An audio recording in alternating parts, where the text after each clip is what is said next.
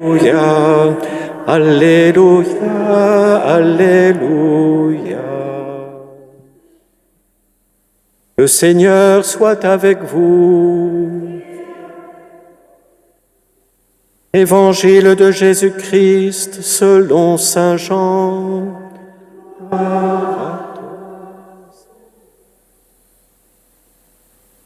En ce temps-là, Pilate appela Jésus et lui dit : « Es-tu le roi des Juifs ?» Jésus lui demanda : « Dis-tu cela de toi-même, ou bien d'autres te l'ont-ils dit à mon sujet ?» Pilate répondit : « Est-ce que je suis juif, moi ? Ta nation et les grands prêtres t'ont livré à moi. Qu'as-tu donc fait ?» Jésus déclara : « Ma royauté n'est pas de ce monde. Si ma royauté était de ce monde, j'aurais des gardes qui se seraient battus pour que je ne sois pas livré aux Juifs. En fait, ma royauté n'est pas d'ici. » Pilate lui dit : « Alors tu es roi. » Jésus répondit : « C'est toi-même qui dis que je suis roi. Moi, je suis né, je suis venu dans le monde pour ceci, rendre témoignage à la vérité. Quiconque appartient à la vérité, écoute ma voix. » Acclamons la parole de Dieu.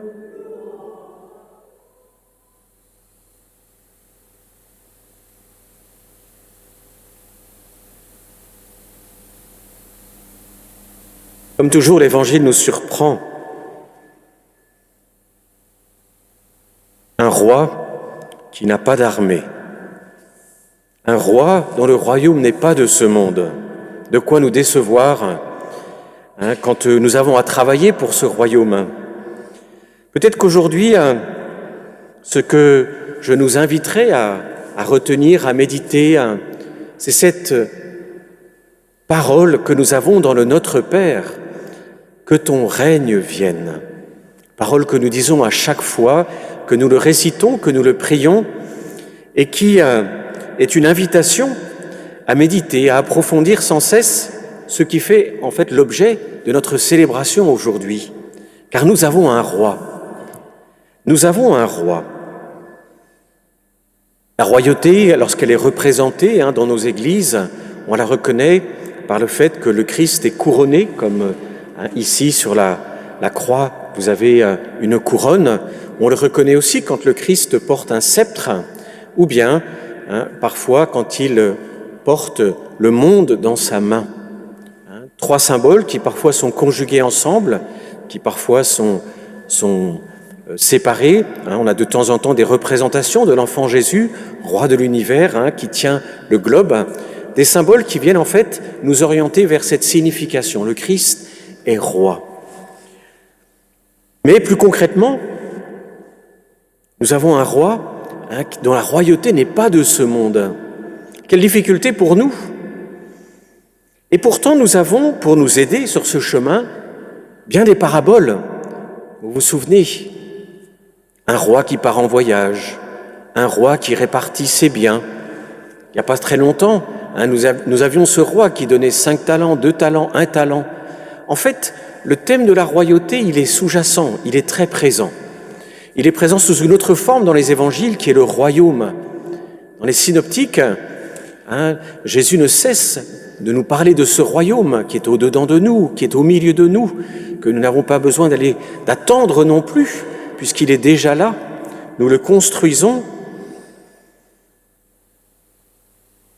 Peut-être que pour nous, célébrer la royauté du Christ, et donc célébrer tout cet effort que nous faisons pour marcher à sa suite, et comme nous le dirons dans la préface de la messe, pour travailler, où nous travaillons à ce royaume de paix, d'amour, de vérité, de justice, c'est peut-être plus simplement de regarder l'année qui vient de s'écouler. Nous avons souvent la pratique, ou parfois la pratique, suivant les uns ou les autres, de faire ça à la fin de l'année civile. Donc le 31 décembre, pour le 1er janvier, on regarde un petit peu l'année écoulée. Mais pour nous, la fête du Christ roi est aussi réellement la fin de l'année liturgique. L'année des chrétiens, l'année liturgique, elle se termine avec cette célébration. Et elle peut être une invitation justement, pas simplement à professer le Christ, roi de l'univers, mais à regarder cette année écoulée en nous demandant, Seigneur, comment ai-je travaillé à ce royaume? Comment ai-je essayé, là où je suis, avec mes talents? Nous pouvons en avoir 5, nous pouvons en avoir 2, nous pouvons en avoir un seul, peu importe. Mais avec ces talents que nous avons, ou ce talent que nous avons, comment ai-je cherché aussi à travailler pour le royaume? Et cette fête du Christ, roi de l'univers, elle peut nous aider à cela, à regarder notre année dans la lumière de ce que nous avons cherché à vivre pour lui, avec lui, ensemble, les uns pour les autres ou les uns avec les autres. Comment avons-nous cherché à faire avancer ce royaume? Il y a beaucoup de façons de le regarder. On peut déjà le regarder à travers la façon dont nous avons essayé, avec nos forces, de vivre dans la foi, les bons moments, les joyeux moments, les moments difficiles, parfois des moments qui ont pu être particulièrement éprouvants, parfois cruels. Comment avons-nous cherché à les vivre dans la foi? Comment avons-nous cherché à nourrir notre foi, renouveler notre foi? Comment cherchons-nous aussi à garder l'espérance dans un monde comme le nôtre? C'est un vrai défi, garder l'espérance. Tous, nous sommes, à un moment ou à un autre, guettés par des moments de découragement, de désespoir. J'en connais comme vous. Tous, nous avons ces moments où nous baissons les bras. Et il ne faut pas disqualifier ces moments. Parfois, on pourrait avoir une tentation, je l'évoque avec vous de temps en temps, pendant ces temps de l'homélie, on a parfois la tentation de regarder la suite du Christ comme s'il fallait rester sur une crête. Une crête, il faut y monter, puis après on en redescend. Puis on marche dans la vallée, on fait ceci, puis on peut décider de faire une autre crête. Mais de toute façon, on en redescendra aussi. En fait, notre chemin à la suite du Christ, ça n'est pas il faut pas figer l'image selon laquelle c'est une montée. Non, c'est un chemin. Donc c'est un chemin qui va connaître toutes sortes de paysages différents au gré des âges de la vie, au gré des situations dans lesquelles nous sommes, personnelles, familiales, communautaires, sociales, nationales. Donc il n'y a rien à figer. Et c'est important dans nos chemins de ne pas disqualifier ces moments où nous avons besoin d'être soutenus, d'être aidés, parce qu'ils sont normaux. Et bien souvent, au contraire, ils sont importants. Parce que l'on vient puiser, justement, dans le cœur du Christ, on vient renouveler dans le cœur du Christ ce besoin que nous avons de nous appuyer sur lui, de puiser en lui l'espérance dont nous avons besoin, d'aller puiser à la source de son cœur très aimant la grâce dont nous avons besoin. Et puis, la manière dont, tout au long de cette année, nous avons cherché aussi à vivre la solidarité, l'attention les uns aux autres, déjà dans nos cercles proches, les plus proches, familiaux, dans la rue, les gens que nous rencontrons dans le monde du travail, comment nous avons cherché à vivre humblement, peut-être petitement, mais sincèrement, notre chemin dans le pardon.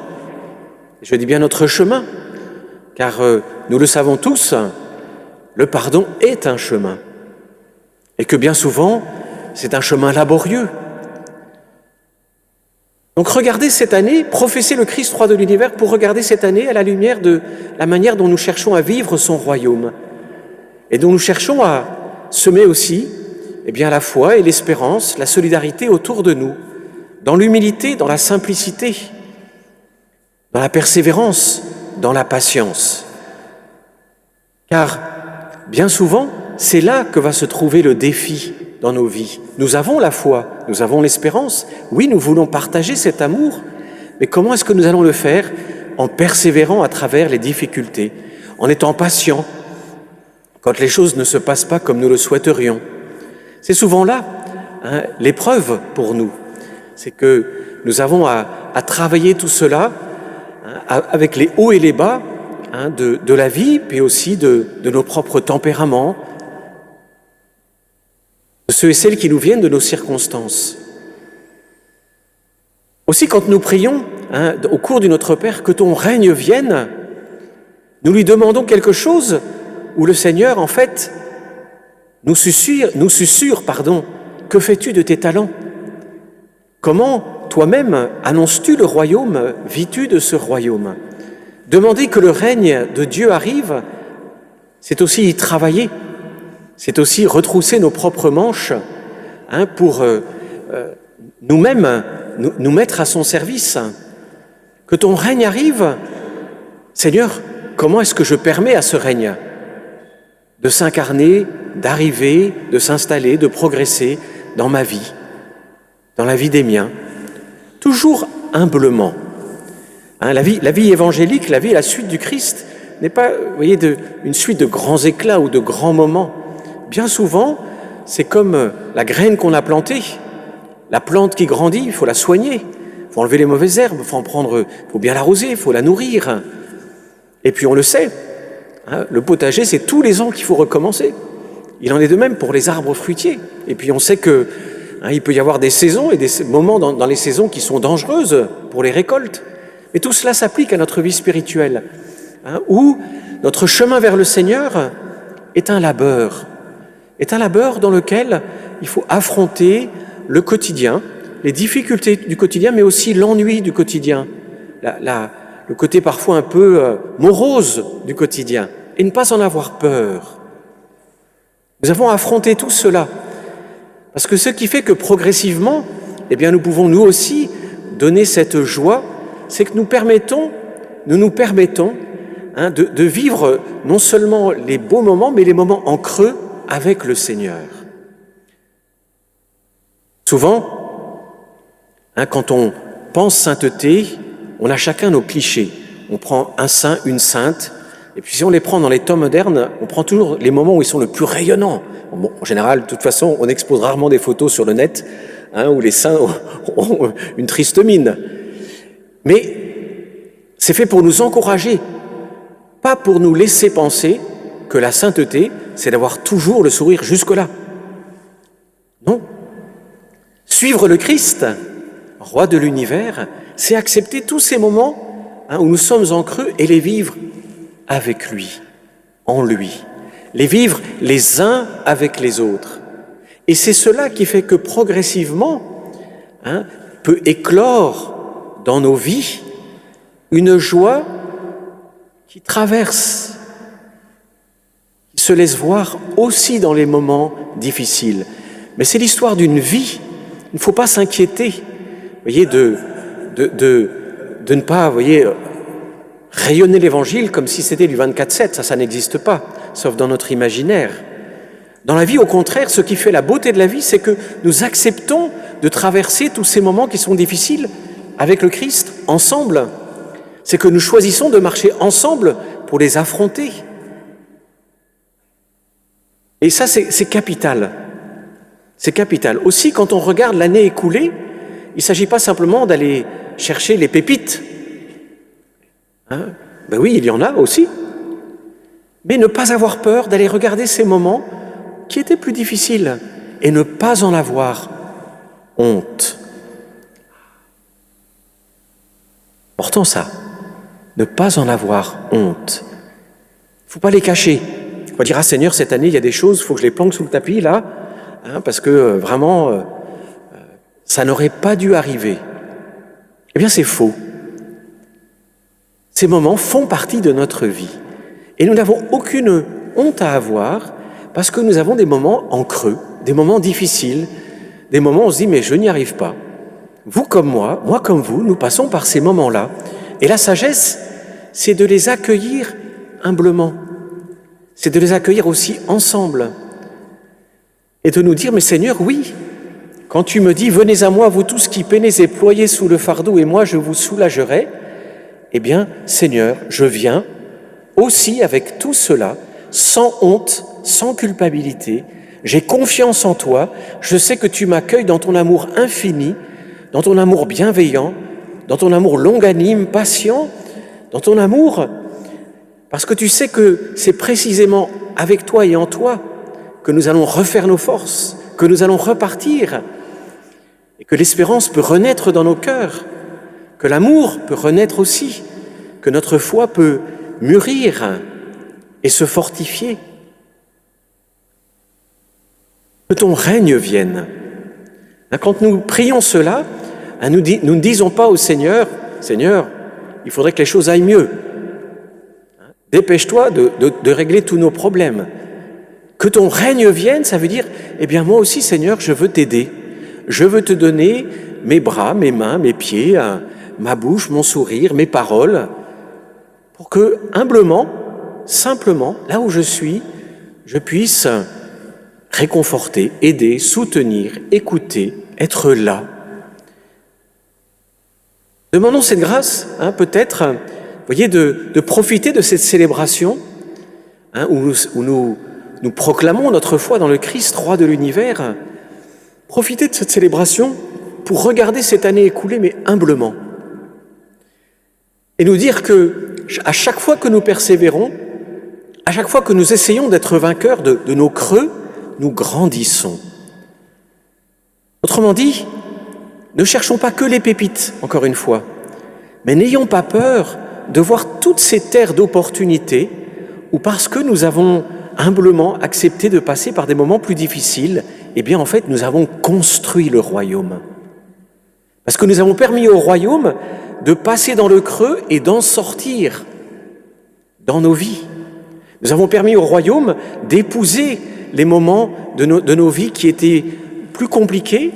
Et là, dans ces moments-là, nous avons cru que le Seigneur pouvait nous rejoindre, nous aider, nous soutenir, nous fortifier, nous relever pour continuer. Et là aussi, ce sont de vraies victoires. Et donc, quand nous allons regarder cette année écoulée, ça n'est pas, vous voyez, pour entrer dans quelque chose d'un peu schématique. Vous voyez, une action de grâce où on va faire le tri pudique entre ce qu'on voudrait laisser de côté. Alors on va se culpabiliser, et puis on se dit, là, c'était quand même un peu mieux. Non, on va tout regarder comme une terre d'opportunité. Tout regarder. Les moments de joie, comme des moments de partage. Les moments où nous avons vécu, soit familialement, soit personnellement, des choses qui étaient positives, pour rendre grâce. Et les moments de creux, comme des moments où précisément, il nous est donné aussi la chance de pouvoir faire l'expérience que le Christ est là avec nous, qu'il vient nous rejoindre là où nous sommes et qu'il marche avec nous. Et ça aussi, c'est très important que dans nos phases de creux, nous puissions dire, Seigneur, mais cette année, je te reconnais, tu as été là avec moi. Et vous savez, moi je le fais dans ma vie, et c'est une des choses qui m'a beaucoup aidé. Ça m'a beaucoup aidé parce que quand il y a des moments qui reviennent, parce que les mauvais moments, on aimerait bien qu'ils soient toujours derrière soi, on sait que de toute façon, on va en avoir d'autres. Eh bien, on peut se souvenir et se dire, mais Seigneur, je sais que dans ces moments-là, j'ai fait l'expérience que dans ces moments-là, tu es avec moi. Et c'est pour ça que je vous invite, à regarder cette année écoulée en faisant de tout une opportunité. Une opportunité. Ne pas schématiser notre chemin avec Dieu de façon un peu primaire, mais au contraire, à savoir reconnaître le Christ dans tout ce que nous avons traversé. Et puis si c'est trop difficile, peut-être, entre chrétiens, de partager. Vous voyez, peut-être si on n'a pas eu l'occasion cette année de vivre ou de partager quelque chose avec d'autres alors que nous en aurions besoin, peut-être se dire que nous devrions le faire. Peut-être échanger plus entre nous, ne vous inquiétez pas. Échanger entre nous, de telle façon à pouvoir faire que dans ces moments-là, ensemble, nous puissions dire « Oui, le Seigneur est là ». Et cela nous aidera, parce que d'abord, ça nous aidera à mieux nous tourner vers l'avenir et comprendre que notre vie chrétienne, une fois de plus, c'est vraiment d'accueillir le Christ dans chacune des circonstances de notre vie. et de l'accueillir pleinement dans chacune des circonstances de notre vie et de marcher avec lui dans chacune de ces circonstances. Alors que Dieu nous vienne en aide et que chaque fois que nous prions le Notre Père, eh bien, que nous avons cette prière, que ton règne arrive, eh bien que nous sachions peut-être écouter l'Esprit Saint qui nous dit « Mais ce règne t'attend, j'ai besoin de toi. J'ai besoin de toi, de tes yeux, de tes mains, de tes paroles, de ta présence, là où tu es, dans les bons moments comme dans les moins bons. Où que tu sois, marchons ensemble pour que mon règne arrive. » Amen.